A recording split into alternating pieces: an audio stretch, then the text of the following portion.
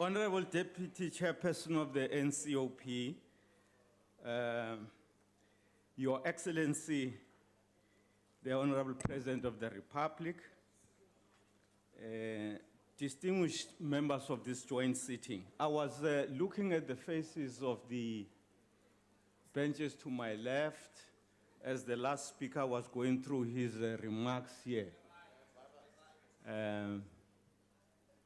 It was written all over their faces. They also do not believe in the things this guy was saying.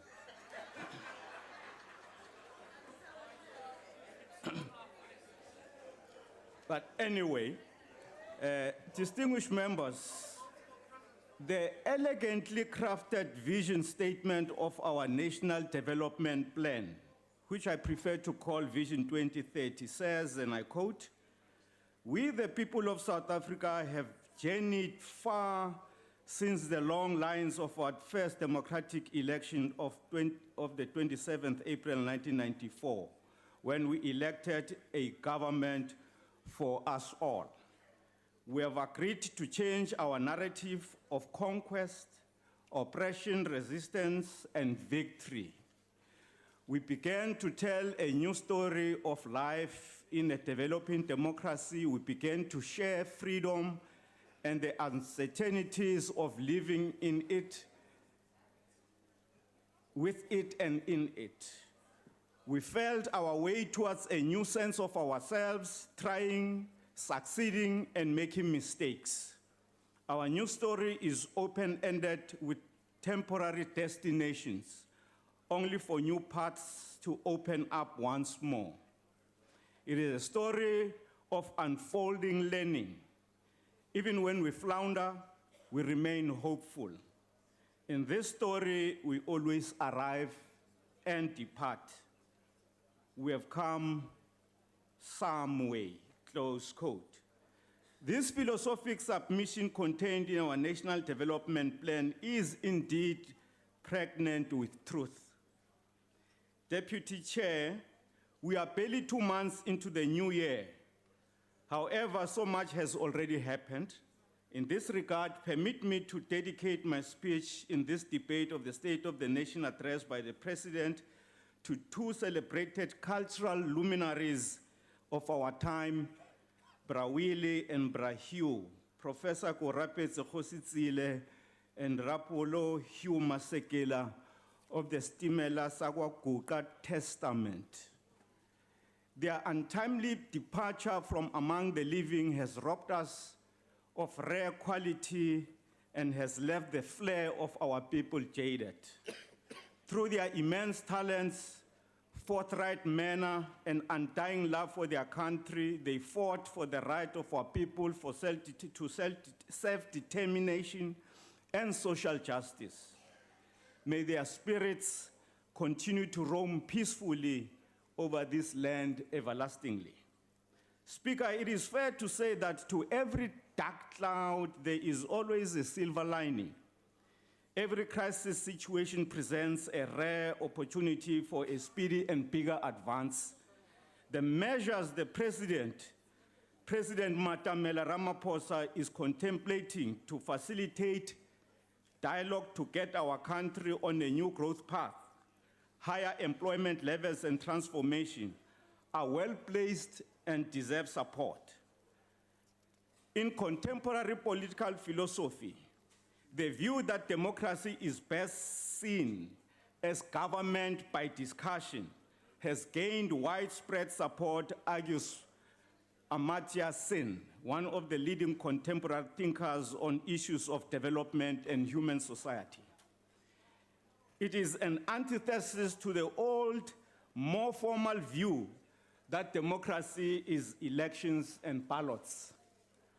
I was tempted to treat with skepticism media reports which suggested that there are opposition leaders who have dismissed as an excuse your strategy, Comrade President, to drive solutions in the different government sector endeavors through people-centered, people-driven initiatives.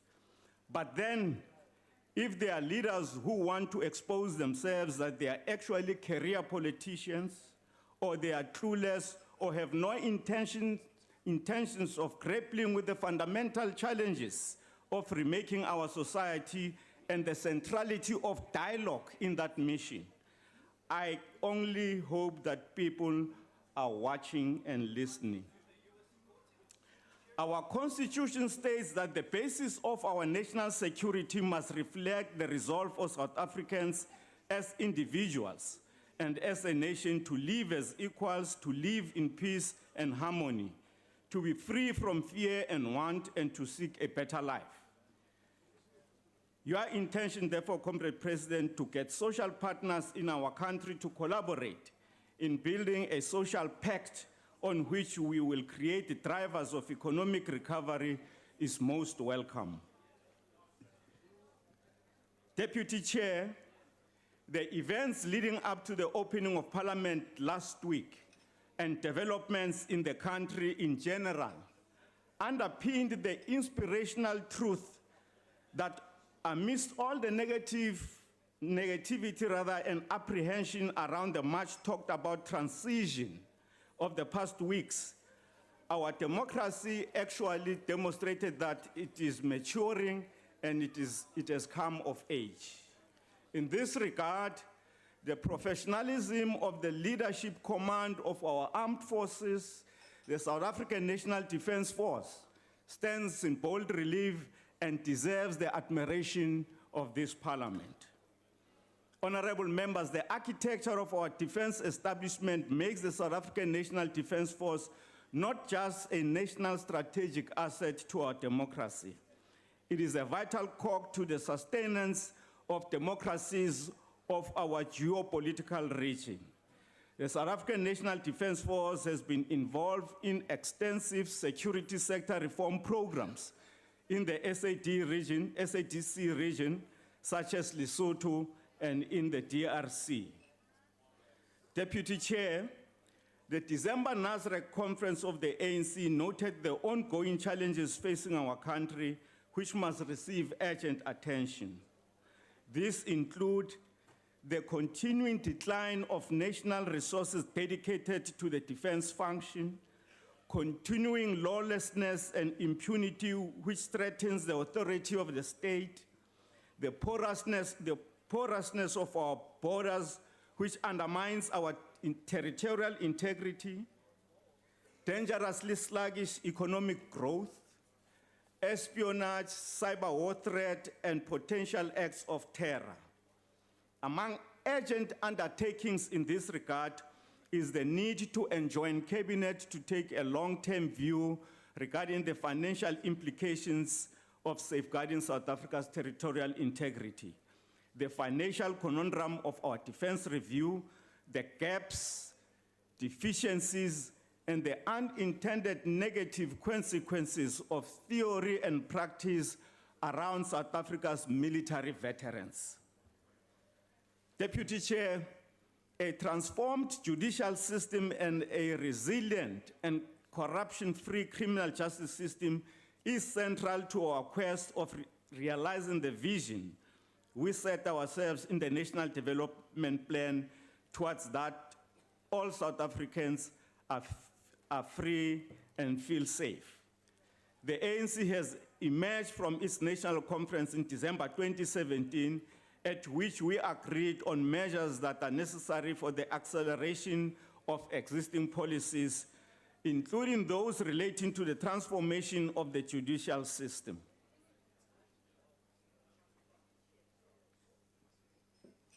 The President's State of the Nation address has set the tone for the renewal of the state machinery in all its ramifications for the realization of the transformation policies adopted by the ANC. In the justice sector, this entails the acceleration of the transformation of the judicial system in order to strengthen and protect the independence of the judiciary, to safeguard the rule of law and revamp the criminal and civil justice system, in particular to deal effectively with corruption and fraud within the public and private sector. As South Africans, we must first have confidence in our justice system for investors' confidence in our economy to be strong. It is when the economy thrives that the much-needed jobs can be created to enable people to be employed and thus ensure a better life for all. We have made a significant strides towards the realization of a transformed judiciary. The ANC government has passed a maze of progressive laws, among others, the Constitution's 17th Amendment of 2012 and the Superior Courts Act of 2013 to enhance the independence of the judiciary and the courts. The Constitution's amendment, in particular, affirms the Constitutional Court as the highest court in the land and the Chief Justice as the head of the judiciary. It is without doubt that our judiciary, courts and institutions supporting constitutional democracy have demonstrated their resilience and independence guided by our world-renowned Constitution. The judgment of the Constitutional Court and the remedial actions of the Public Protector, even as contentious matters involving government and parliament, bear testimony of this. It is important, therefore, that we acknowledge the important role our courts and constitutional institutions play in upholding the rule of law, and their courage in defending the Constitution and its values, at times against the might of the executive and this honorable House as well. The Freedom Charter committed all South Africans to work for a land where all shall be equal before the law. Consistent with this sentiment, our Vision 2030 asserts that we must all assist the institutions we have creatively redesigned to meet our varied needs, to be set against corruption and dehumanizing actions. We have made the laws by which we want ourselves to live. We hold the Constitution of our country as the covenant guide to a fair society. Since 1994, we have changed the laws to obey our Constitution. Now we live it. Justice rules because just laws make communities possible. The law enables us to live together, fulfilling our mutual obligations and responsibilities in the shared public spaces of mutual affiliation. In her preface to the State of Capture report, the erstwhile Public Protector, Ms. Thuli Madonsela, made the following remarks, and I quote, "One of the crucial elements of our constitutional vision is to make a decisive break from the unchecked abuse of state power and resources that was visually institutionalized during the apartheid era. To achieve this goal, we adopted accountability, the rule of law and supremacy of the Constitution as values of our constitutional democracy. For this reason, public office bearers ignore their constitutional obligations at their peril. This is so because constitutionalism, accountability, and the rule of law constitute the sharp and mighty sword that stands ready to chop the ugly head of impunity off its stiffened neck. Certain values in the Constitution have been designated as foundational to our democracy," unquote. The appointment of the Judicial Commission into state capture, corruption, and fraud in the public sector and organs of state is in compliance with the North Gauteng High Court and the remedial action of the former Public Protector. All the necessary regulatory frameworks have been put in place for the commission headed by Deputy Justice Zondo to commence with its huge task, as the President has already commented. Honorable President has reiterated the importance of the Commission in uncovering the truth of what has been reported widely in the media. The ANC government will leave no stone unturned in ensuring that the Commission performs its functions unhindered. There must not be any fear that any of the regulatory instruments will hinder the Commission from performing its functions or unduly protecting those who are implicated. As the Honorable President mentioned, is SONA, the criminal justice system and its law enforcement agencies will continue to carry out their responsibilities and thus complement the work of the Commission. Recently, South Africans have noted some commendable work from the side of police and National Prosecuting Authority relating to state capture. There is truth in the assertion that the 2017 ANC Elective National Conference cleared some hurdles and obstacles in the investigations of these matters and has South Africa on a path of recovery, and most particularly that of its economy.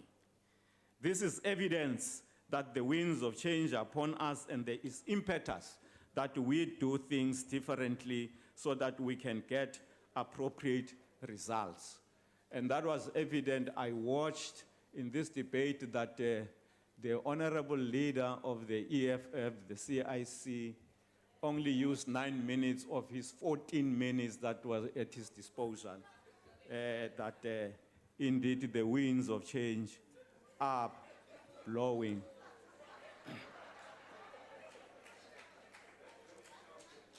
Corruption knows no color, creed, or political affiliation. It cuts across political spectrum. The incidents which surfaced recently in relation to the Western Cape Metro attest to this reality. Deputy Chairperson, South Africa ranks amongst the highest countries when it comes to inequality, and it has shown that depressed socio-economic conditions under which many of our people live breeds crime. It is for this reason that we adopted a radical socio-economic transformation agenda to reverse inequality and combat crime and corruption. Fighting crime and corruption is essential to the development of our economy and safety and well-being of our citizens, and require the collaboration and cooperation of all law enforcement agencies. The integrated plan to fight crime includes the transformation of the integrated justice system, combating gender-based violence and sexual offenses, and preventing violent service delivery protest-related crime, taxi violence, corruption, and economic crimes. It is every citizen's right to protest peacefully and unarmed in raising concerns or any matter they wish to bring to the attention of the authorities. The purpose of the integrated operational plan is to integrate all the existing efforts to address the identified threats and criminal activities, to eliminate duplication, fragmentation, and silo approaches. Central to the transformation of the criminal justice system is our endeavor to ensure intelligence-led, well-investigated, and prosecution-guided investigations, followed by ensuring speedy trial readiness and adjudication of cases in appropriate court forums, such as the specialized commercial crime courts. From the perspective of the judiciary, the Chief Justice has established structures in the form of provincial efficiency enhancement committees, which he chairs, and the provincial efficiency enhancement committees chaired by the judge president in each province. These committees ensure coordination of stakeholders in the implementation of measures that are aimed at improving court efficiencies. Deputy Chairperson, building safe communities also means ending gender-based violence. We have also implemented and are continuing to promote a special focus on victim empowerment and ensuring that victims and witnesses are treated fairly and are fully supported through, among others, our Charter on the Rights of Victims. A 2016 report by the Center of the Study of Violence and Reconciliation found that two main drivers of intimate femicide are jealousy and possessiveness. These feelings are rooted in notions of masculinity, where men see women as their property, which they need to maintain power and control over. These men often use guns to intimidate their partners, especially when they threaten to leave their abusive relationships. Alcohol and drug abuse is linked with the increased risk of all forms of interpersonal violence. Honorable President and distinguished members, access to justice is a fundamental universal human right without which the rights in the Bill of Rights would be meaningless. There are various measures and programs underway which seek to enhance access to justice, which require acceleration. Among these programs are the realization of courts, jurisdictional areas in order to reverse the vast distortions in settlement patterns of the past, resulting in the legacy of special injustices. To date, integrated and inclusive magisterial districts have been implemented in all provinces except the Eastern Cape, KwaZulu-Natal, and Western Cape. The rollout of the latter provinces will be completed in the 2018-2019 financial year. The construction of the Limpopo High Court, which started operating in January 2016. As you conclude, Honorable Deputy Minister. Deputy Chairperson, in conclusion, allow me to conclude by quoting from the selected poems of Professor Cde, a sermon to Nelson Mandela.